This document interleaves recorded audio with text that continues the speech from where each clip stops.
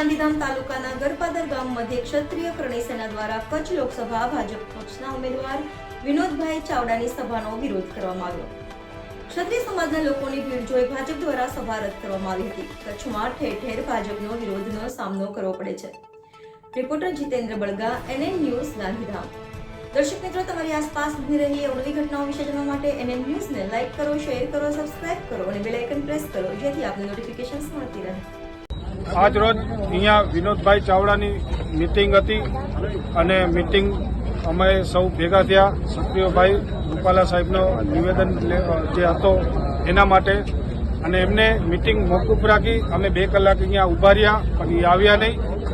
બસ એ જ અમારા કહેવાનું છે।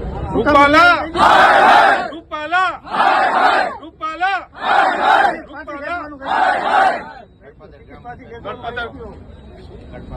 રૂપાલા ભગાવો, ભાજપ બચાવો! રૂપાલા ભગાવો, ભાજપ બચાવો!